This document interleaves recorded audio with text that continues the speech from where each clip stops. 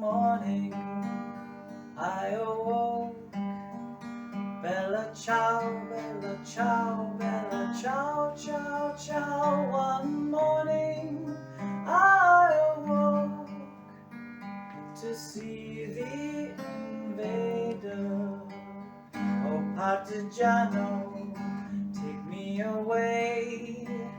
Bella ciao, bella ciao, bella ciao, ciao, ciao. Partigiano, take me away.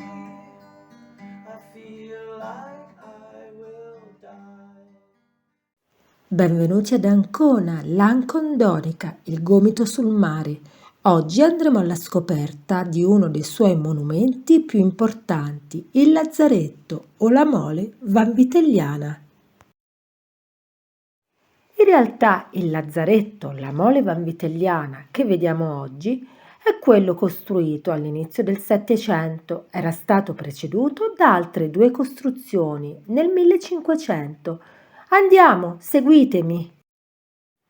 All'inizio del 1700 Papa Leone XII, che aveva reso la città Portofranco, commissionò il grande architetto Luigi Vanvitelli con opere edilizie, tra cui l'importante Mole Vanvitelliana.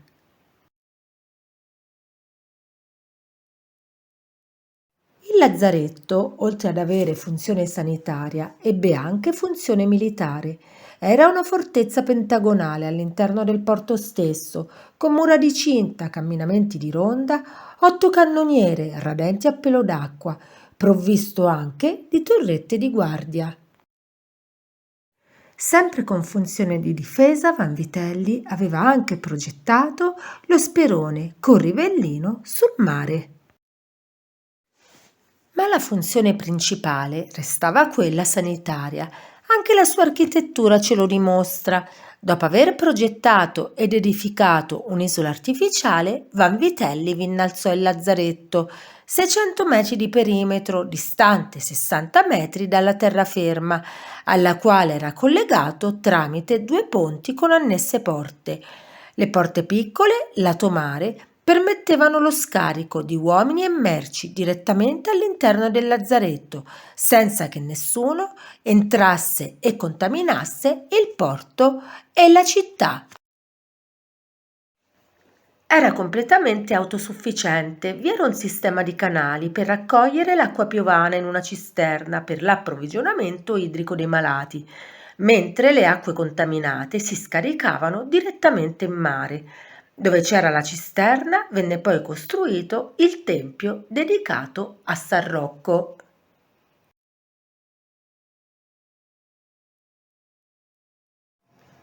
Era stato eretto al centro del cortile, anch'esso pentagonale, dedicato proprio a San Rocco, il santo invocato contro la peste e le epidemie, in modo tale che tutti i malati dalle proprie stanze, senza uscirne e contaminarsi l'un l'altro, potessero assistere alle funzioni religiose. Poteva contenere fino a 2000 persone e mentre i locali interni erano adibiti proprio alla quarantena dei passeggeri, quelli esterni lato mare erano utilizzati come deposito per le merci. Tra i personaggi più illustri rimasti in quarantena al Lazzaretto di Ancona vi ricordo Giacomo Casanova, che pur se giovanissimo non disdegnava i piaceri del corpo. Durante i giorni di reclusione al Lazzaretto incontrò la bellissima schiava greca di un mercante di tappeti turco, ma il loro incontro segreto e nascosto notturno, pieno d'ardore e di passione, fu interrotto sul più bello perché il guardiano notturno si insospettì degli strani rumori. Questa targa ricorda il coraggio di 2 finanzieri anconetani che sventarono nel 1918 un sabotaggio al porto da parte dei militari asburgici. Nei secoli il lazzaretto perse via via la sua funzione sanitaria, venne utilizzato come caserma, tribunale e luogo di esecuzione, ospedale per i soldati e nel settembre del 1860 venne occupato dai bersaglieri che resistettero ai colpi di fuoco provenienti dalle altre fortezze di Ancona da parte dei soldati pontifici. dopo l'Unità d'Italia, utilizzato come manifattura e deposito di tabacchi come zuccherificio, poi definitivamente restaurato ed oggi nelle sue sale si tengono mostre ed esposizioni di ogni genere, festival di cinema, convegni, incontri, concerti, spettacoli.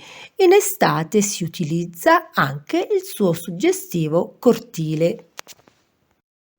Infine ospita permanentemente l'interessante Museo Omero, un museo tattile per gli ipovedenti e per i non vedenti, con la riproduzione delle più importanti opere d'arte e monumenti del mondo.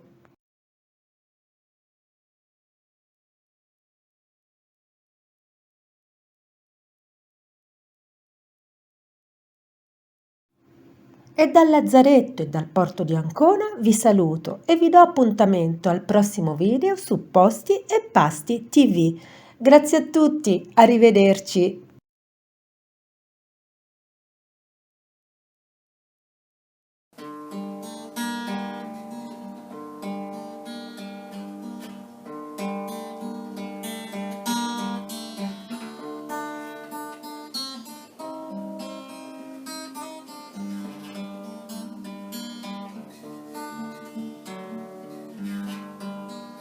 One morning I woke up, bella ciao, bella ciao, bella ciao, ciao, ciao. One morning I woke up to see the invader.